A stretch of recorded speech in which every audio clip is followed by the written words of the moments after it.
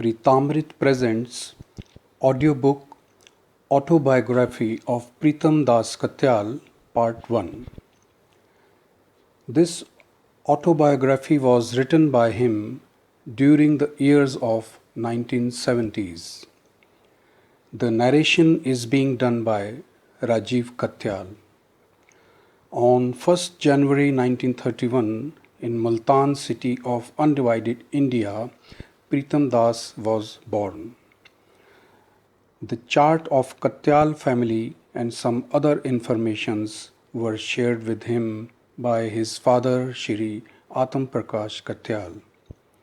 The family came as refugees to the Indian side of Punjab at the time of partition.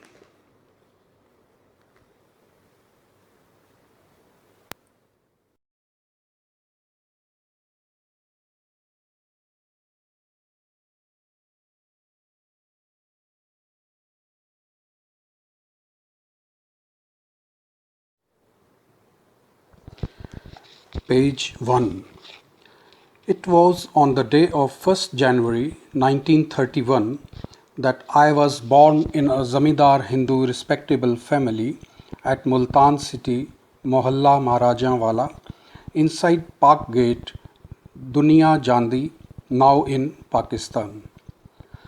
I was third child in the family and therefore my birth was liked very much. This was due to shortage of manpower and population. The British rule was in vogue at that time and persons in government service were considered to be more respectable as compared to those in business and other private sectors. There was also a preference for persons of Zamindar families in government employment. Fortunately, I happened to come up in such a family. My father, Shri Atam Prakash Katyal, was holding the post of a reader to the Deputy Commissioner, who used to be a British national. Although his salary was meagre, his place in society was considered to be respectful, more particularly because he was a zamindar holding about 50 acres of agricultural land in Tehsil Shujabad district Multan. I am told by my father that our forefathers had migrated from Peshawar, which is now in Pakistan. My great great grandfather, along with his brother, migrated to Multan city on account of acute tyranny and molestation by the Muslim community. When there was Sikh rule in Punjab, Diwan Savanmal was the governor of Multan and Maharaja Ranjit Singh was ruler of the whole Punjab.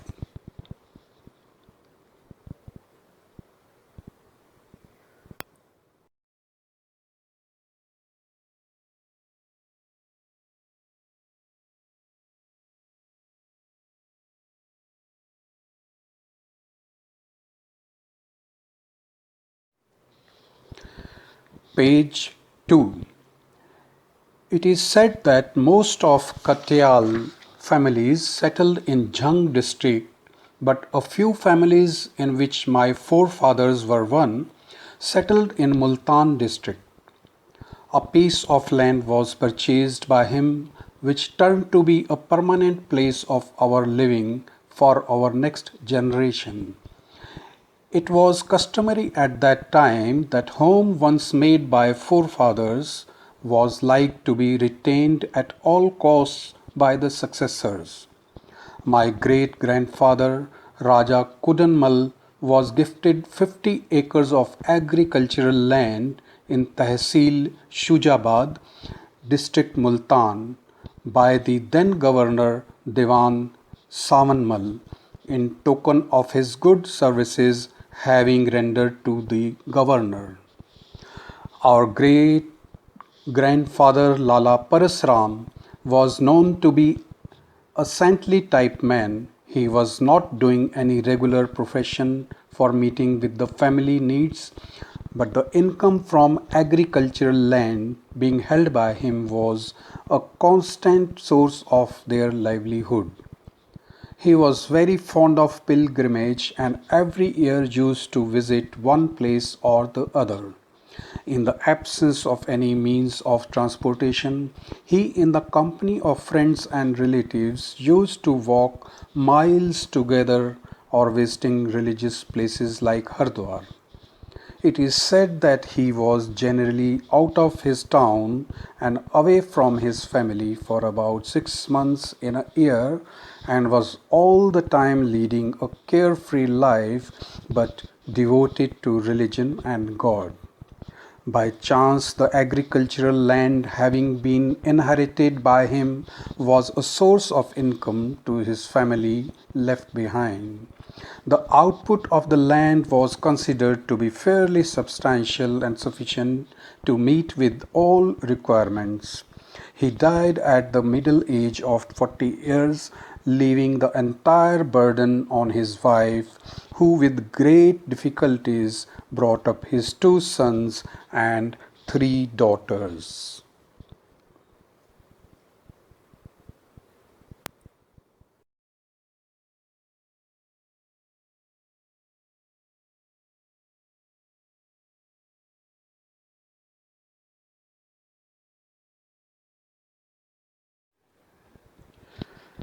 Page 3. My father, being the eldest male member, had to undertake the entire burden when he grew up. He passed matriculation examination, which was considered to be sufficient for recognizing a man to be fairly literate and to secure a government job. Fortunately, he got government employment immediately after passing matriculation examination and was able to bring up his other family members.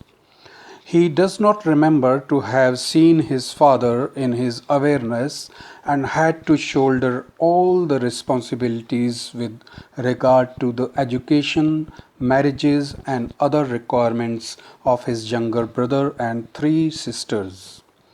Although his income was not sufficient to meet with all his burden, he somehow or the other, with the advice, guidance of his mother, was able to stand by. At that time, girls were hardly available for marriages, and boys had to wait long or bargain their sisters for getting a wife. My father could bargain his marriage with a girl of a rich family who were running a big business. But whatever dowry was received, the same was returned in exchange of the marriage of his cousin's sister, who was married back to that family's son. The hard days went on, and he was able to marry all his three sisters and one brother.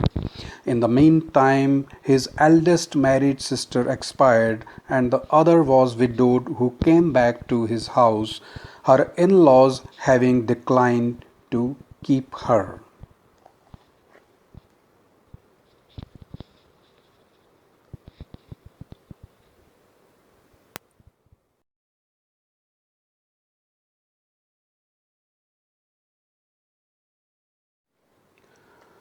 Page 4.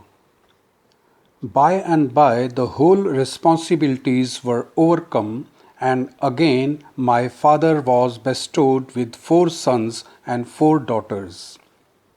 One can imagine the responsibilities of such a large family on only one man. At that time, the women were the home pride and therefore could not be added to stand up on their own legs and help in earning any means of livelihood. Parda was customary, but it was more prevalent in Muslim families as compared to Hindus. All the same, he could bring up his family and get on with the society.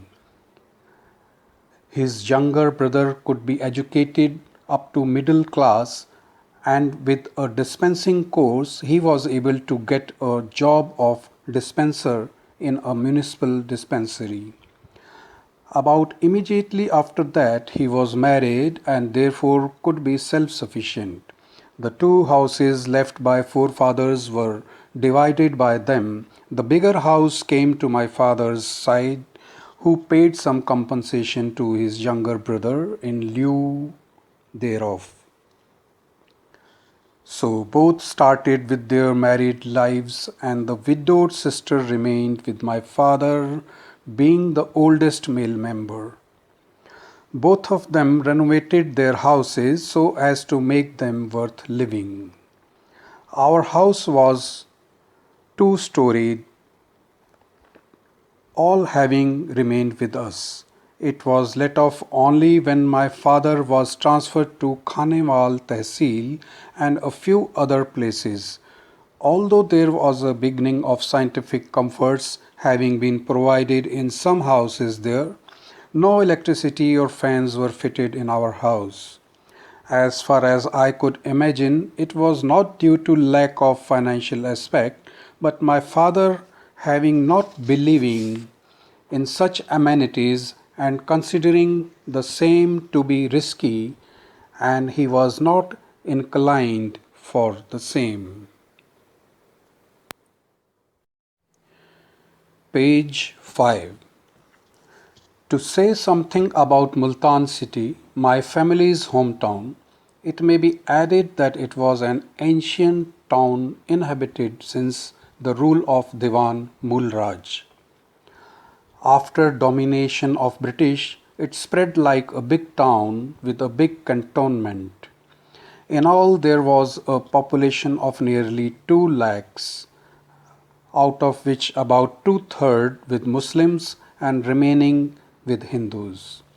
Inside walls of the city, nearly 90% of the population was Hindus, and outside the walls, there were almost all Muslims, except a few isolated Hindu families. The cantonment area was, however, a multiple of all types of communities, including dominating British. The major business and establishments were owned there by Hindus, and Muslims were a poorer community. Education was not so common, and we could hardly find persons having been educated up to graduation or post graduation. Metric 10th standard was, however, gradually becoming approachable to the families, but there were still the majority who had yet to develop their thoughts to feel the urgency of educating their children. A few cinemas and other curricular activities such as festivals, games, marriages were the source of recreations. Life in a nutshell was very simple, but purity of diet, food, and thoughts and hospitality was noteworthy. My life started in the above mentioned calamities and environments. I was brought up in the joint Hindu family. The time passed and I started going to school known as Jandi Dunia Primary School. It was located at a distance of about a mile from our house, but due to shortage of schools, I had no other alternative.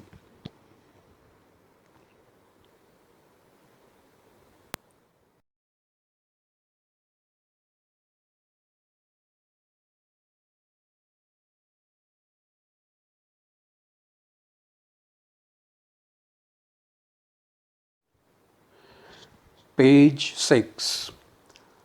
I am told that my uncle Lala Shyam Das Katyal used to take a little more interest towards my education and inquired from time to time about my progress from the school. I still remember my headmaster Lala Kanhaiya Lal with turban and a salwar and a stick in his hand. Later, I was shifted to DAV Middle School situated outside Haram Gate, which was comparatively spacious and well staffed. Urdu was all along the dominating language, but Hindi and Sanskrit were also taught as secondary subjects. I remember to have learnt Urdu as the prime subject. Even I was taught Persian for a year or two, but subsequently, when I was promoted to middle level class, I shifted to Hindi and Sanskrit. The days passed and I passed middle examination and was admitted to DAV High School, which was situated far outside the city walls at a distance of nearly 3 miles. I remember to have gone there daily on foot. As customary there, I used to wear shirt with white pajama or a salwar and sometimes a cap on the head also. I passed my matriculation examination in the year 1946 from Punjab University and was admitted to DAV College, which was also situated at an equal distance of about 3 miles. My dress changed to some extent and I became accustomed mostly to a cotton pant with a cap or hat on head, particularly in summer season. Knicker or shorts, salwar or pajama was not a forgotten one, and sometimes I used to wear these also. The facility of cycle was, however, provided to me since I was grown up.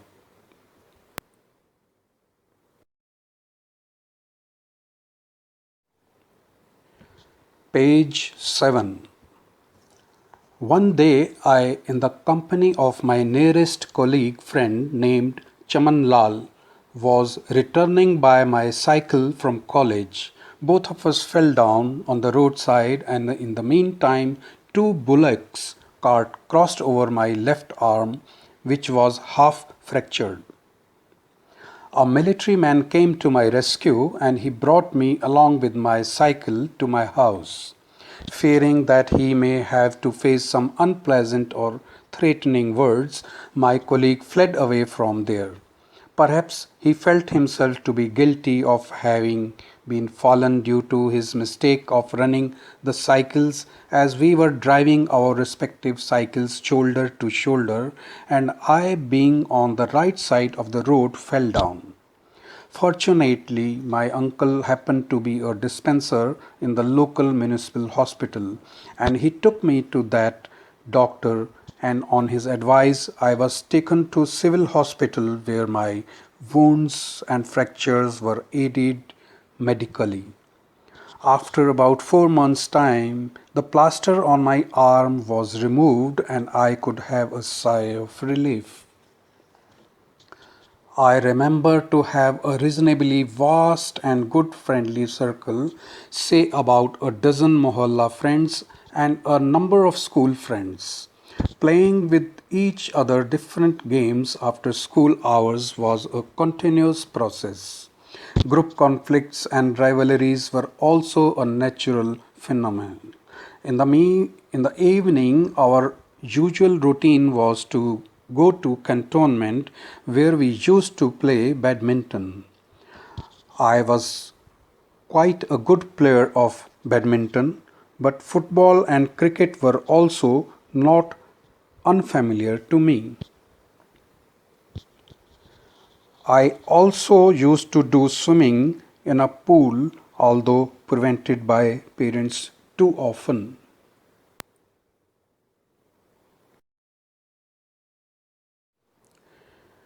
Page 8. Perhaps in our mohalla I was amongst a very few boys who had passed matriculation examination for the first time, and therefore I was liked by my parents and relatives in this direction. My habits in general were simple, and I was also not keen to wear any special or costly dresses and garments.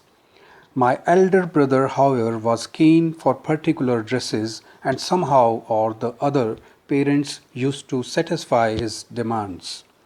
There were very few boys, what to talk of girls, who used to join college as education was not so common and considered to be essential. People were so established in earning their livelihood that they did not bother to impart education to their children. Education up to the level of primary was considered sufficient. Then their financial standing was not so much that most of them could afford to go beyond that. The atmosphere in college was general cordial, and boys, although not very deeply educated in various subjects, remained devoted to their studies. Recreation facilities were provided, games were also encouraged, and participation in various tournaments were a common affair. I remember to have been chosen for a captainship in ring team and membership in badminton and volleyball. Once I was awarded prize in the annual tournament for my best performance as a captain in ring team, and I was given a certificate to that effect by a committee which I still preserve. In all, there were two colleges, one co-education being run by government and the other by a DAV committee where I was a student. The latter was considered to be good and reputed college.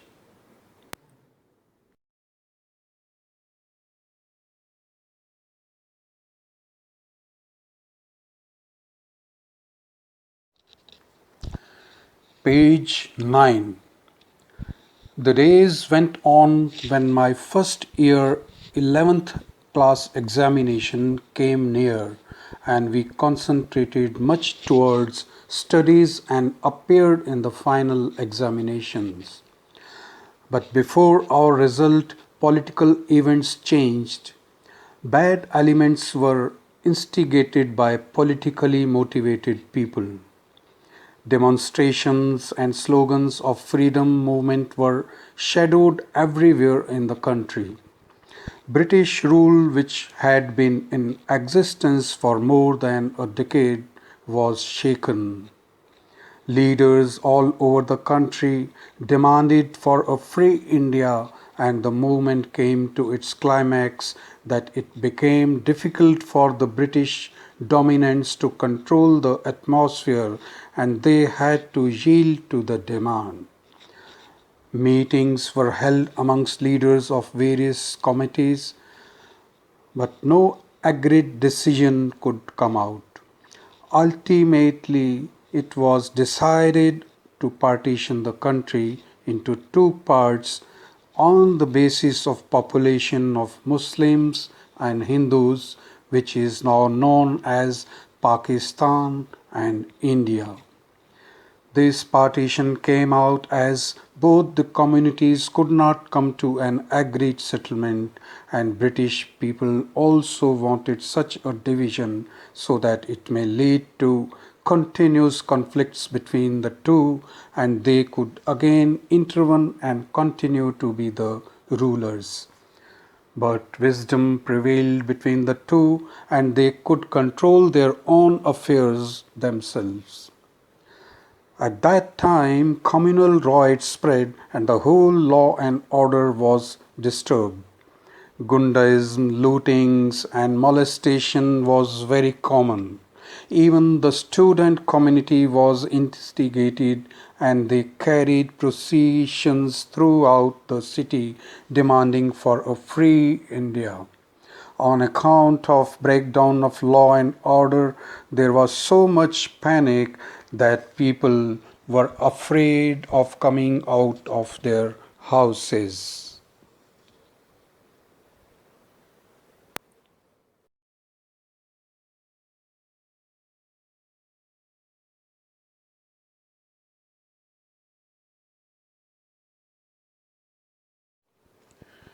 Page 10. I remember to have joined our student procession, and when it entered into the city walls, it was disturbed by the vested interested people, and it turned into a scene of riots between Hindus and Muslims. All students ran up for their rescue, and some of us were badly injured. I was able to take shelter in the nearby house of my eldest sister. As Muslim community was dominant there, and that area came to the side of Pakistan, Hindus started packing and disposing of their goods and households so that they could leave their place, as it had been decided to partition the country and exchange the population on the basis of religion.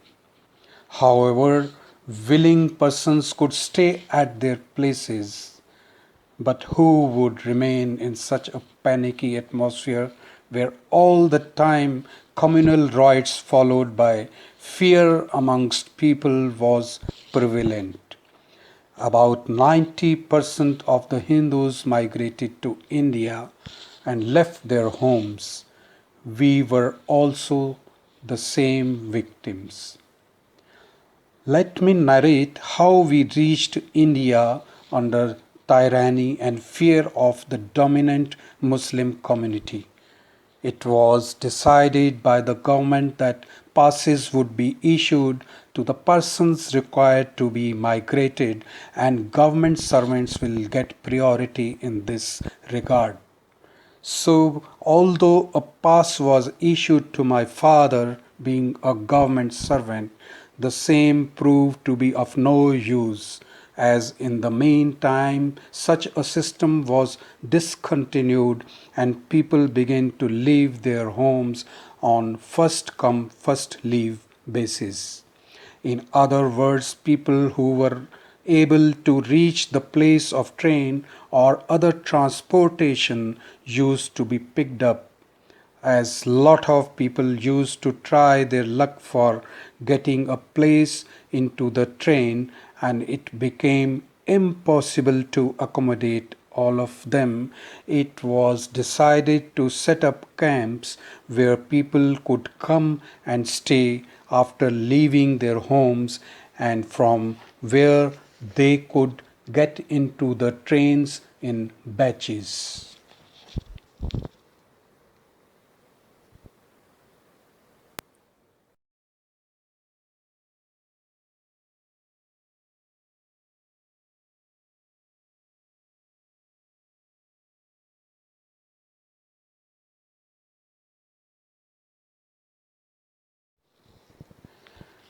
Page 11. Our families also moved into a campus which was, of course, guarded by army to avoid any communal riots. I remember we had to wait in that military guarded camp for more than a month's time when it became possible to get into the train.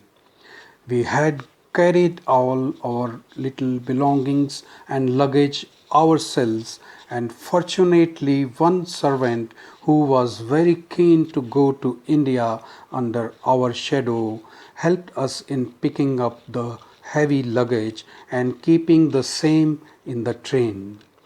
Some luggage had to be kept on the roof of the train, and even some persons could get the space on the roof of the train.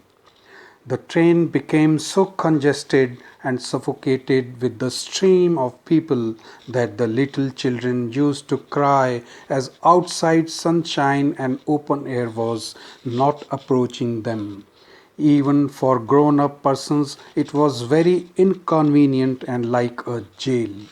The train moved on, and after about 48 hours in such an inconvenient position, we reached at the India border town known as Wagha, under the protection of Indian army who had been deputed to accompany such trains for migrating the Hindu population. At the said border, we were greeted by hundreds of people and served with garlands, meals, and good wishes. The train left us at Jalandhar city during midnight when it was very cold and there was great smell of dead bodies having been lying around the area on account of continued communal riots. Trains were being exchanged between the so called two countries India and Pakistan. Muslims in India going to Pakistan and Hindus coming to India.